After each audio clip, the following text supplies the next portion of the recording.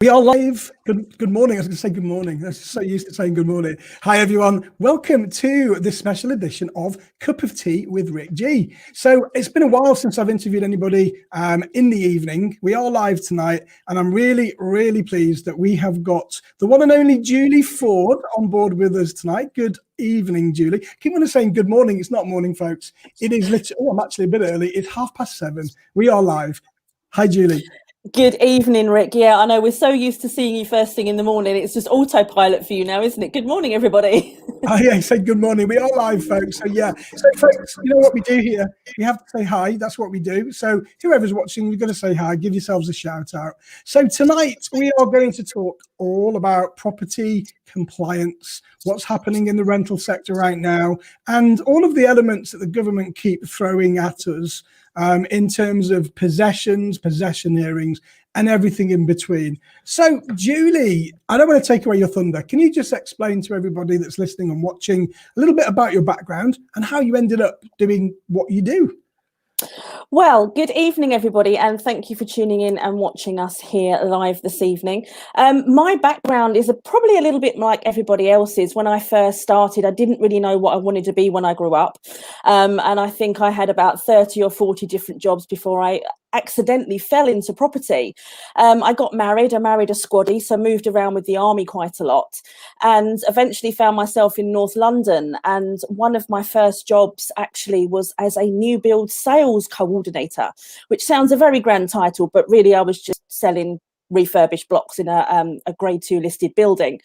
But the issues that we had there were quite interesting, because you'd have all these people with their new builds coming in with their problems, the snagging lists, obviously, and none of the salespeople were interested in dealing with that. However, I am a natural fixer, and as soon as someone's got a problem, I've got to sort it out. So I then donned my wellies and spent most of my time on the site with architects and plumbers and electricians, sorting out all the problems. And that's kind of where I fell into liking property, really, but still realizing that I needed to fix people's problems. I stayed there for a good couple of years working with the developer. And then when those phases finished, I was kind of a bit lost again, didn't know what I wanted to do. And that's when I got a job in the city working for a large asset and property management company. I worked my way up with them and become a head of the department. Worked with them for a good few years, and then took a complete change of direction and moved into third sector, working with the Citizens Advice and homeless charities. Ooh, and Citizens Advice. Oh, I know. Don't hate me. Don't hate me. We'll talk about that in a minute. So I was working for Citizens Advice as a housing and homeless law specialist. And that's really when I started to see the whole different side of renting. So I've been used to dealing with high-end properties and high-end landlords. I mean, Ricky Gervais was one of my landlords that I looked after. I had high-profile footballers on my portfolio. But then from the Citizens Advice, I'm seeing a completely different side of things. And I'm seeing what tenants are coming in with the problems, and realizing that actually I don't truly believe a landlord wakes up in the morning and says, I'm going to. I think what happens is they just don't understand the system and they just make mistakes. And that's what I found in the Citizens Advice. And that's one of the reasons why I started the network that I obviously now run as well.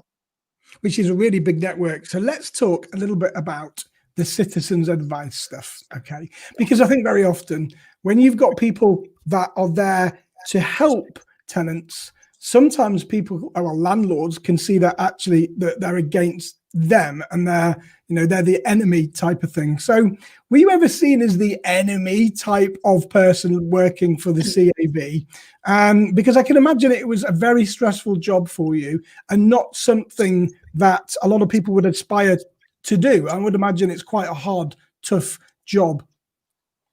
It is, if you allow it to be. I think it's with any job where you're dealing with people that are coming to you in crisis. No one comes to the Citizens Advice when they've won a lottery ticket and they want you to tell them what to do with it.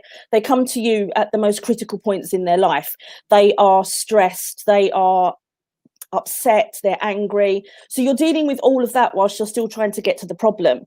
And what I've always found when I was working at Citizens Advice is as long as you've got the time to listen so that they can vent, it's much easier to solve their problems.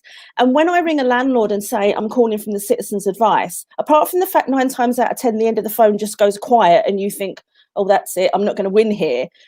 It's how you approach it. You can go into that phone call going, I'm from Citizens Advice, I'm on the tenant side, and you're not going to win that argument. But if you go into it going, right, there's three sides to every story, there's the tenants, there's the truth, and there's the landlords, you're going to get a little bit further. The only time I found at Citizens Advice I was ever coming up against problems or controversy was when I was actually working directly with councils, and I was ever having to challenge councils' work within the private rented sector. But otherwise, I found working with landlords and letting agents, funnily enough, were all very open to How long what ago I had was to this, say. Julie? How long ago Sorry? was it? How long ago was it?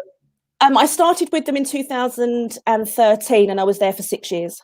6 years. So going back then to that point in your career, I imagine you were probably dealing with quite a lot of rogue type landlords. Yeah, I don't think I was, to be honest with you. Every time I picked up the phone and spoke to a landlord or a letting agent for that matter, what I was finding was these landlords just didn't know. It wasn't a want to not do something. It was just a not knowing that they had to do it. And once I've informed them why they had to do it and what they had to do, what I was finding was those landlords wanted to rectify the problem rather than fight against the fact that they'd been found out that they hadn't done something correct, and they wanted to learn to do it right next time.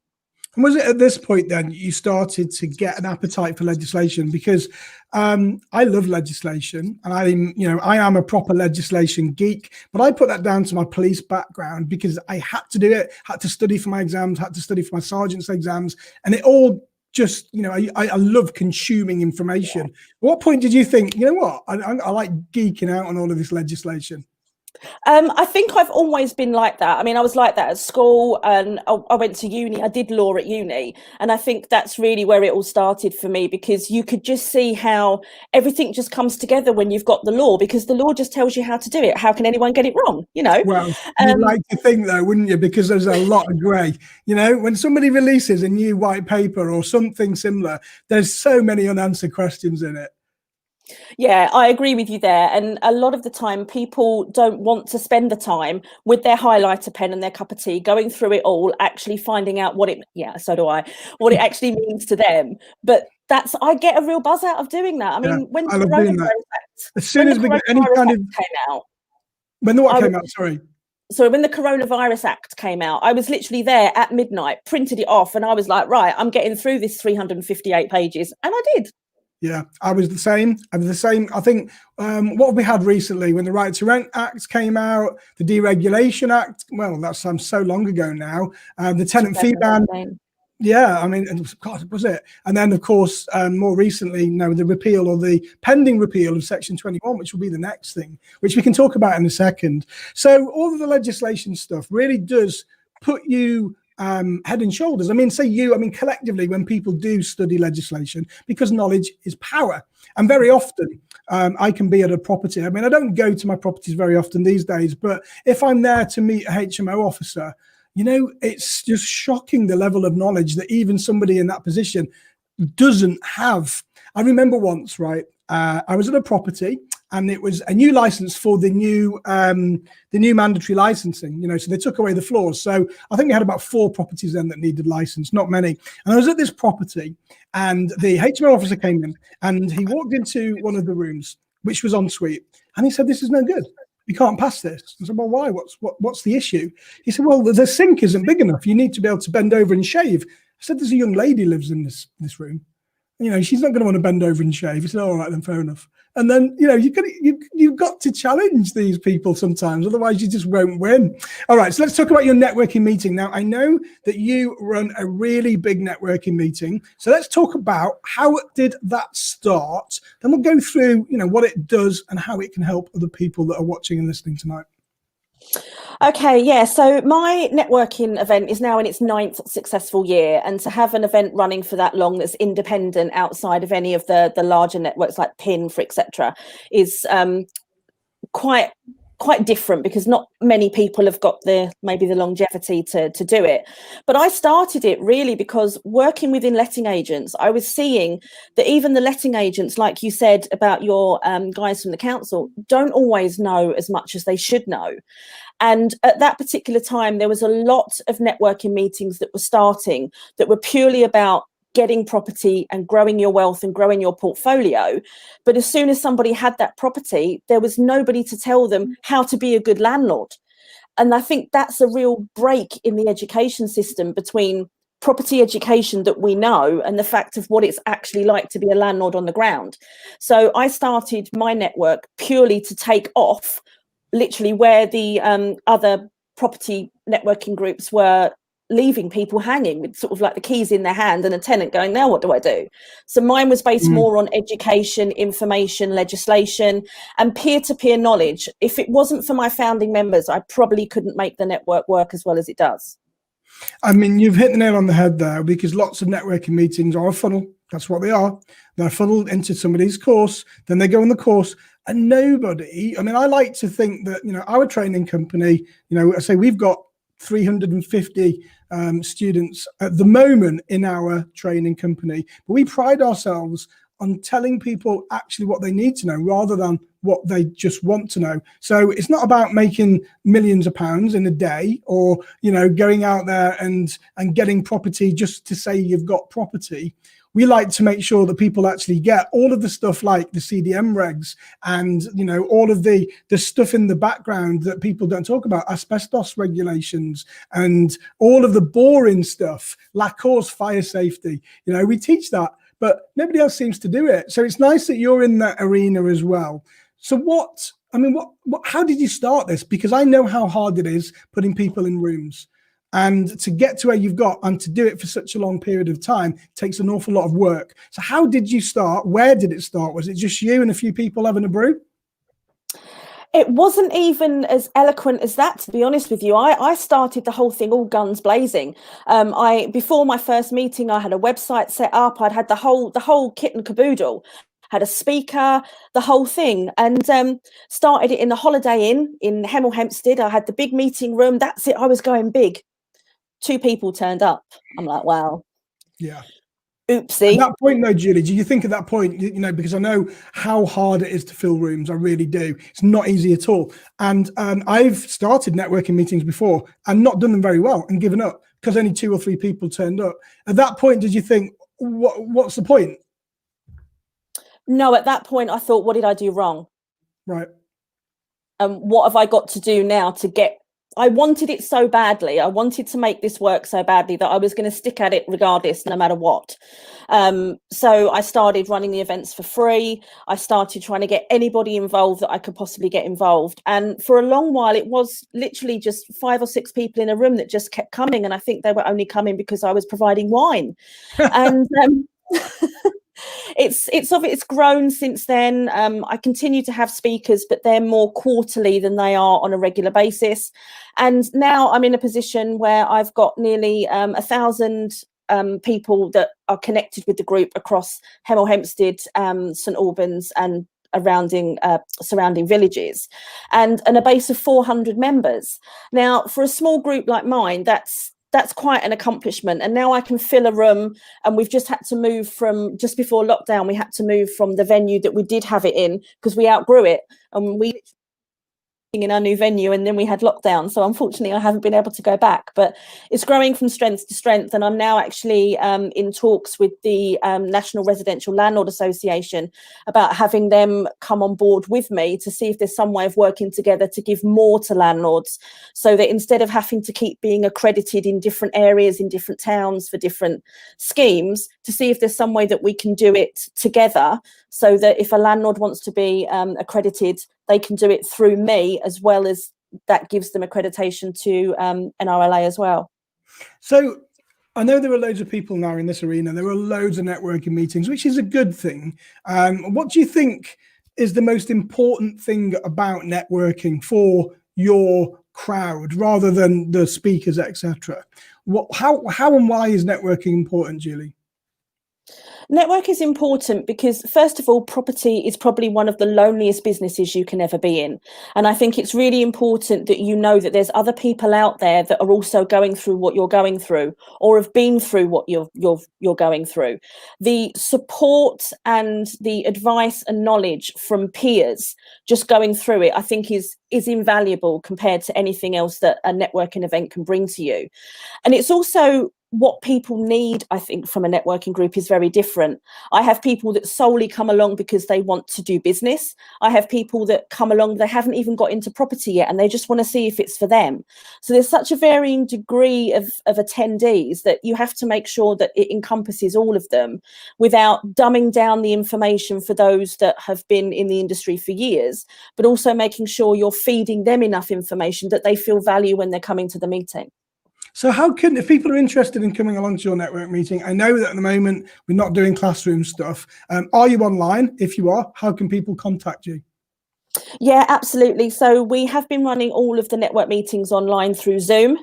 They are obviously on my Hemel Network Facebook page. So there is a banner on the bottom here. So Hemel, spell it. Can you spell it for me? Yeah, it's HEMEL. Yep. Landlord Property Network. Right. And have you got a phone number, or you're not prepared to chuck that out there tonight? No. Yeah, what's the website? So it's www. Yep. Hotel Sierra Papa November.uk. Good job, I know what you're talking about there, isn't it? Otherwise, I'd be looking a little bit silly right there. Right, so there we go. Hemel Network, Landlord Network, Hemel Landlord Network, www.hspn.uk. Awesome. Thank you. I'm going to leave that up so people can check that out and they can come along and see you. So let's talk about all this rubbish that's going on in the property world right now. There is so much going on. Why are we always getting attacked? Why? Because landlords, for a start, are an easy target because it's such controversy that sits around the private rented sector. It's not regulated. That's one of the main issues with the private rented sector. Not regulated. The HMO sector is more regulated than anything they've ever seen. But as a landlord, you're not regulated, are you? As a letting agent, you don't have to be regulated. There's regulations out there, but as individuals, they are not regulated. And that's what I think is the issue, and why the government, instead of literally doing a blanket new set of regulations to cover the private rented sector, keep bringing in these band-aid pieces of legislation, like the Deregulation Act was literally to stick a load of plasters on the Housing Act and everything else that wasn't working correctly. The same with all these smaller businesses. The government cannot provide their shortfall of their housing of 300,000. They've never been able to do it. Now, there are 2 million private landlords in the UK. Now, that is a snip compared to the population, but we are always getting berated on how we gobble up the housing stock, how we're fat cats, how we should give tenants our properties for free and let them live there for nothing. When is it going to stop? I don't think it is going to stop. I mean, it's like I say, because it's such an easy target with the fact that there isn't the regulation of the individuals and the businesses, and there is no clear set guidance in regards to what laws we need to follow.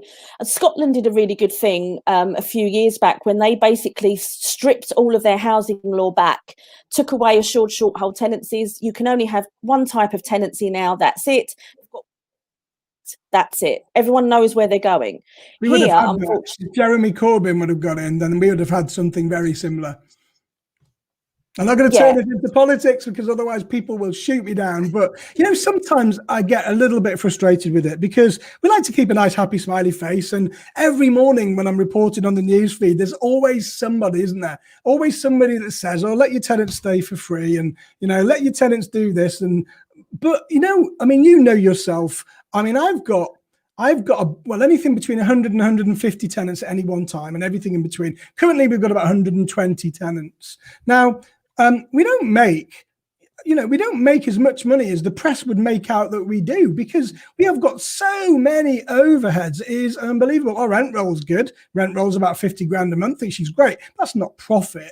So when are the government going to realise that actually we are helping them plug most of the gaps? They brought the right to rent in because they couldn't do it, or they couldn't have the manpower to go out and do it. You know, the Deregulation Act they brought in because they can't regulate it. And now they've, you know, just started to target all of us again, as far as I can see, regarding the Section 21 repeal and everything else that we've been, you know, up against. The new Land Licensing Act that came in October 2019 for HMOs I don't know how much more they can start to regulate. That's my rant. Sorry, you don't have to answer any of that. My next question for you is, what do you think the markets are going to look like when we come out of all this corona nonsense? From the rental side, I think it's the only thing that's going to really be moving forward, because people aren't going to be in a position to purchase as easily as they would have done, especially first-time buyers. I know there's been, some schemes available to first-time buyers, and obviously we've seen that the stamp duty issue taken away for a short period of time. But from people's financial point of view, if they're on furlough, if they're looking at redundancy, if they've been on universal credit, that's a glitch on their credit rating now, as people going into getting mortgages and stuff like that. And I think really we're going to have more and more properties in the private rented sector to be able to accommodate these people. I mean, I know for a fact that there's been a huge amount of people that have realised that they don't love their partners anymore through lockdown, and there's been a huge split in relationships. Perhaps they never really did, and they've just had it confirmed. So obviously now there's a higher percentage of people looking for rooms or one-bedroom properties, which actually, as a country, we don't have available. We don't have that many one beds. We don't have, the availability for people to move into one beds, which is why HMOs are so popular. And I think also it gives you the opportunity to build yourself back up, because what you're paying for in an HMO room is so much cheaper than what you'd be in a one bedroom. Yes, you lose your independence a little bit because you're sharing, but I think it brings so much more to people than being isolated in a one bedroom flat. Because if you live by yourself, for example, through COVID, at least if you were in a HMO, you've got other people that you could have still been talking to and interacting with. Whereas in a one bedroom flat, that's it. It's just you. And I think with people's mental health as well, that's something to consider moving forward, how HMOs, I think, could be much more helpful to people and not just the housing market.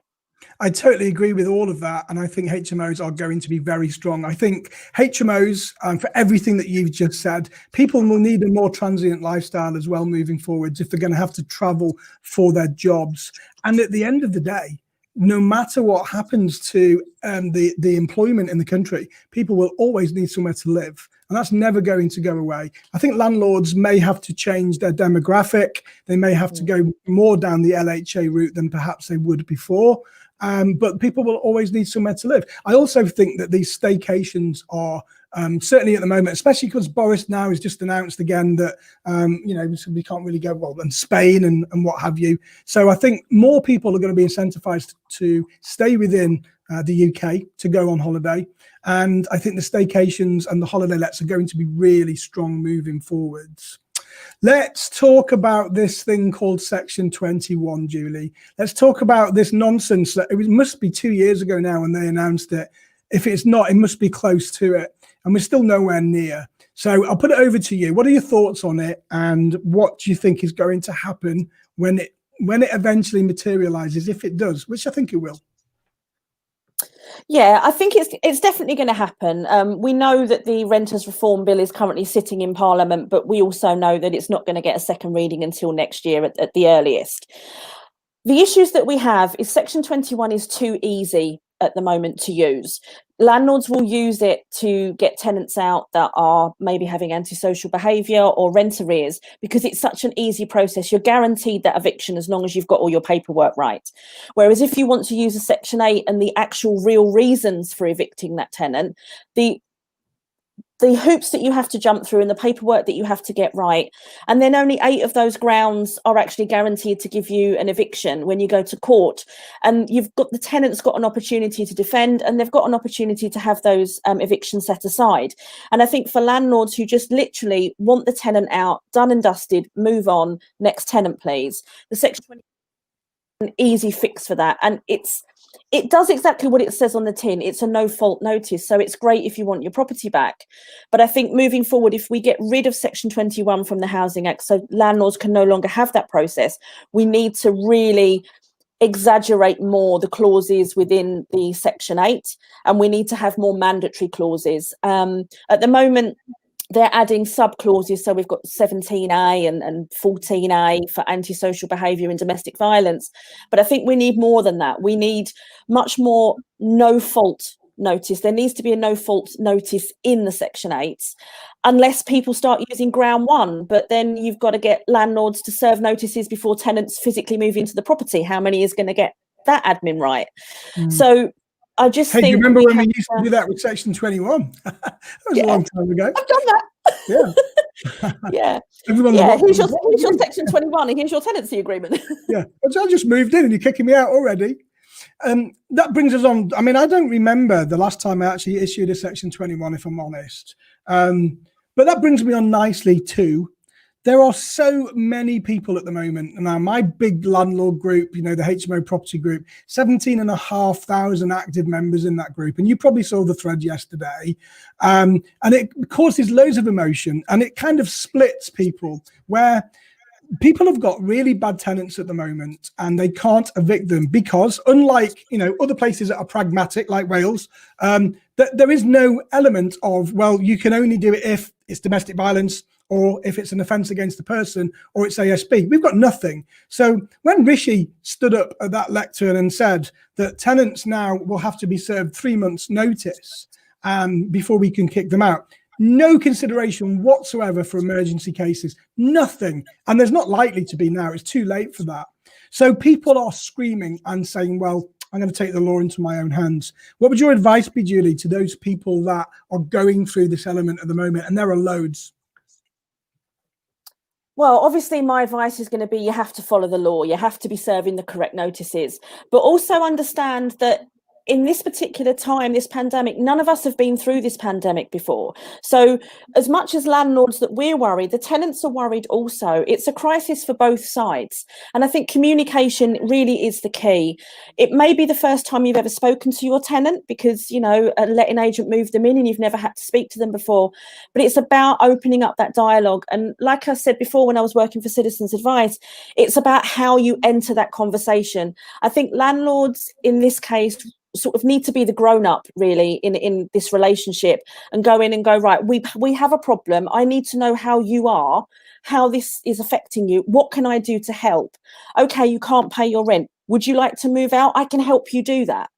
And have ways of doing it. We've got deeds of surrender. We can, pay tenants to move into a downsizing property, a cheaper property. We can help a lot more in that respect than having to just sit on the back of a Section 21 waiting until we're going to get evictions next year. That's what we're looking at. If we've served notice now, by the time the courts get themselves into action, we're going to be looking at next year. But taking the law into your own hands and going at it all guns blazing, I understand, because landlords are frustrated, they're angry, they just want that tenant out. But I think if it's going to work, then, the word mediation springs to mind, but it is about communication. And there are mediation services out there as well. I mean, I know one of the tenancy deposit schemes has just started a mediation service for landlords. The property redress scheme launched a mediation service for landlords. And you don't have to be members of those organisations to have that service. And I think, paying 100 quid or whatever to one of these mediation services to have an independent person come in and help just diffuse that situation and get a good outcome for both parties is probably a better option for everybody than getting into a fight which is passionate and personal and people end up getting the locks changed and putting the tenants on the street, which is no good for anybody. It's not. And I know that, it's like, let me give an example. I don't know. It's like doing 50 miles an hour in a 30 mile an hour zone. You might get caught, you might not, you might get away with it. But if you do get caught, then it's going to have consequences. Now, I try my very best because I'm all about compliance. I've got a property management system that guides through compliance. It guides through the Deregulation Act. So people can only be compliant. And I'm the same in my property group. And I think with the elements of my property group yesterday, people were saying, throw them out, knock the doors down, lock them out, get the heavies in, get the baseball bats. Now, I know a lot of it was tongue in cheek, but going back probably about 7 or 8 years, I was having similar conversations with landlords back then when I started to grow my group. And they were saying that they were going to do the same and they wouldn't want to wait and they're going to start evicting unlawfully. About 4 of those people got prosecuted and fined £10,000 and very nearly ended up with criminal convictions for unlawful eviction. So I am just going to say that to everybody that's watching and listening. If you've got an appetite for that, then that's entirely up to you. But you've got to be able to sleep at night. I've had bad tenants. We've got to go through, most people have got a price, I think, Julie, haven't they? And most people will be bought out. If they're going to surrender, do it properly, give them some money. I know it's a little bit of a backward step, but at least then you can start moving forwards. It's tough, isn't it, out there right now?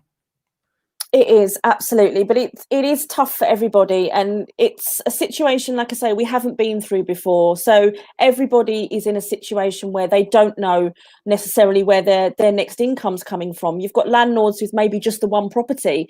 If the rent's not coming in, then tenants need to understand that if there's then a maintenance problem, how realistically is that landlord going to be able to maintain the property if you're not actually giving them an income to be able to do that for you? So there is such a knock-on effect with regards to not paying your rent. It's all fine, well and good saying, can't pay, won't pay. There's a very, very few tenants out there that will be in a situation where they have no income whatsoever. Very few. The whole can't pay, won't pay. I mean, I talk about this every day, don't I? I love going off on rants. I feel so passionate about this stuff at the moment, though. So they are going to fall in one of the following categories, aren't they? So they're either working as normal, so they should pay their rent. They're either furloughed, so at least they should be paying 80% of their rent, maybe, but you should get something. They're on universal credit, so they should be paying their allowance for the area that they live in at least, and maybe topping up as well if they can. Or they're on housing benefit, so nothing's changed anyway. So there is no real reason that I can see that they should not be paying their rent. Now, I know that there are self-employed people out there, but that have fallen, they've not been able to get the CBIL loans and not been able to get the bounce back loans, but they should then be able to claim universal credit. So they're back in that element. So I don't think at the moment, unless I've missed anything, there is a good solid reason for tenants not to pay their rent.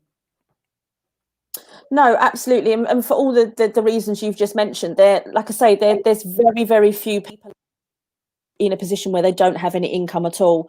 So to say that you can't pay, I don't necessarily believe that argument. I think it's a case of won't pay out of principle, but unfortunately I don't think there's many tenants that actually understand what that principle is.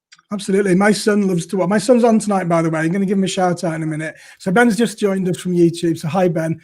I'm not ignoring you, and I'll be home soon. Don't worry. Ben loves to watch Can't Pay, Take It Away or something. He loves that on the television. He just loves all that drama. So Ricky is saying that, how do you deal with tenants that won't pay, can't pay, especially when they fail to communicate? I mean, I think, again, that goes back to the whole mediation thing. Sometimes just getting somebody new into the situation that is independent and unbiased to both sides to actually open that dialogue is really important, because sometimes tenants are, I would say in this situation, probably just scared, maybe a little bit embarrassed. They don't want to open that communication with the landlord because they're scared of what's going to happen. If they pick up the phone, is the landlord going to scream down the phone at them? Are they going to get abuse? They just don't know. They're frightened. I'm not sticking up for tenants per se, but we have to understand why the communication may have broken down. And I just think in that case, do everything that you possibly can in as nice a way as possible, but understand you have to keep it professional. It has to be business. None of these little text messages backwards and forwards with kisses on the end, which I've seen. I'm not happy with that at all. None of this telling people your sob story and listening to their sob story. Listen to the facts of their problem and then understand how you can work with them to rectify it. But do everything as professionally as you can, because again, like I said at the beginning, it's about us landlords being grown-ups. We've got to be the grown-ups in this situation and teach the tenants what we expect from them, set the level of expectation and make them understand that eviction may not be what we're looking at, but we all need to move forward, keep a roof over their head, and we can't do that without the rent coming in. It's a great answer. So Ricky, hope that answered your question. Lee saying great content as always. Oh, thank you, Lee. Have to go, sorry, but see you in the morning, and thank you for the tips, Julie.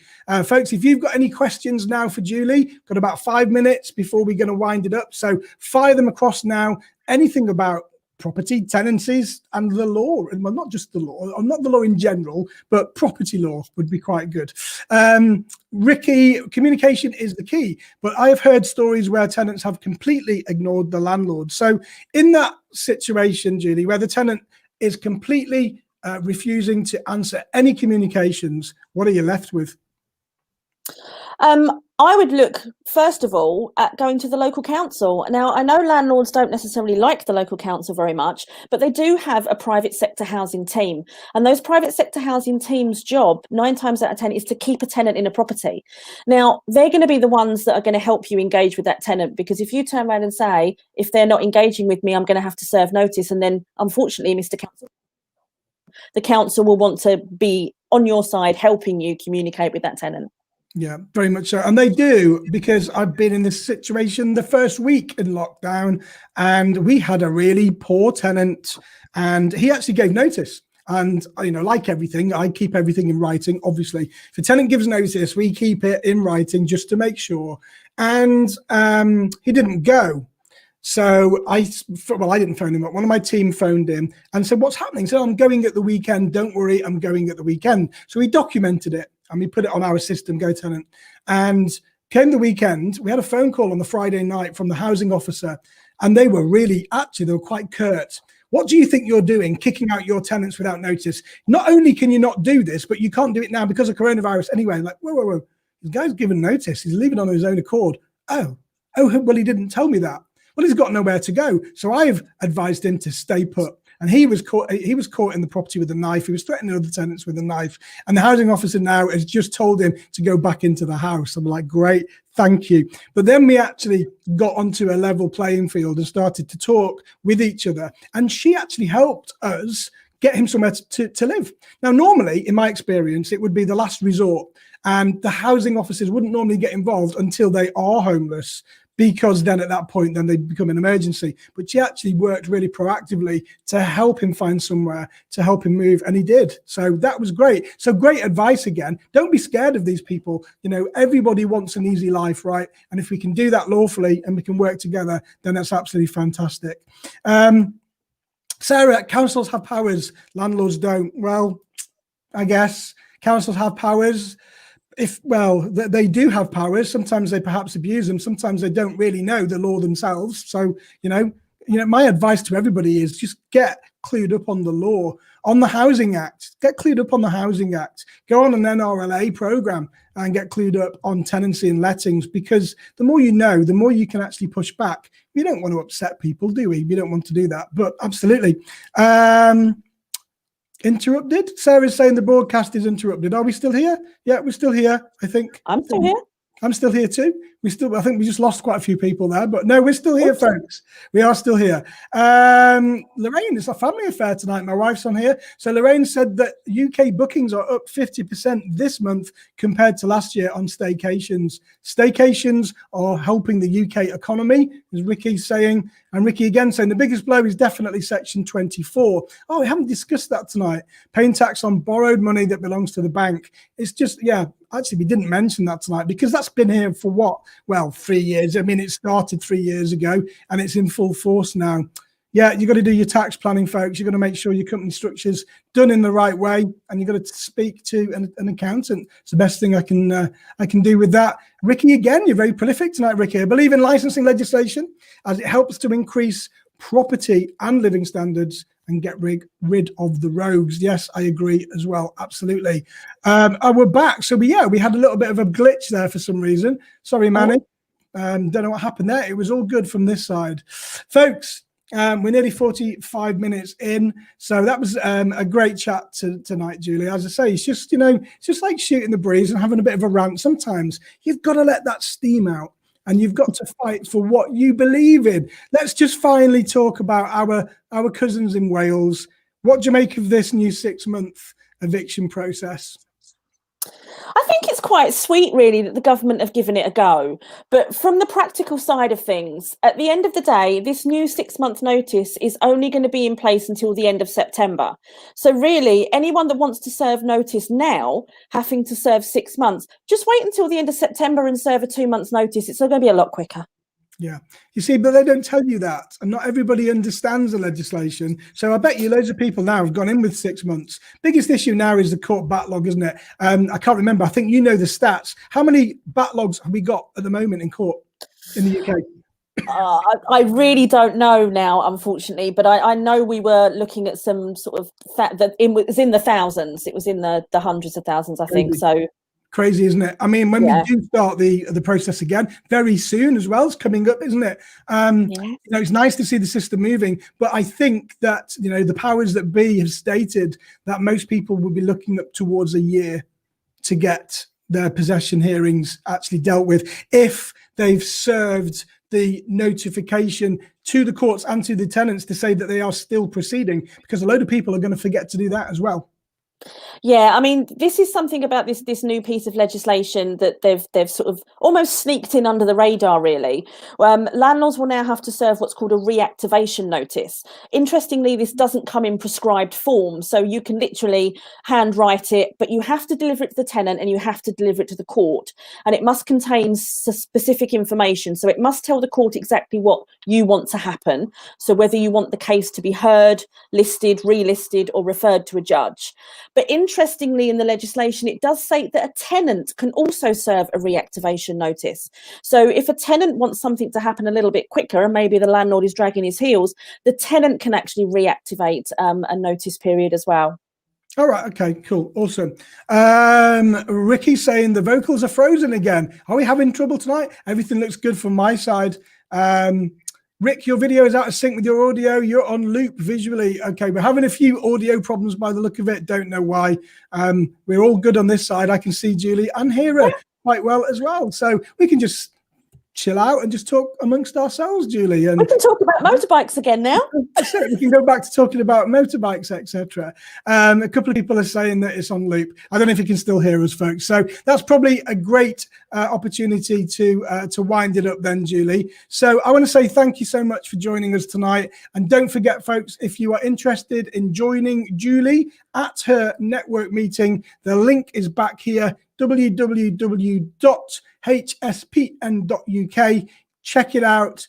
Julie is one of the people that have been around for longer than most, and you won't get any fluff at Julie's meeting. It's just pure content, which is what we need a little bit more of in the networking scene, as far as I can see. So apparently we're still on loop, Julie. Everyone is telling us now that it's all gone wrong. So, Julie, thank you so much for joining us tonight, and I'll see you probably tomorrow morning on the news feed. Thanks very much, Rick, and I'll see you in the morning. Take care. Awesome. Thank you. Take care.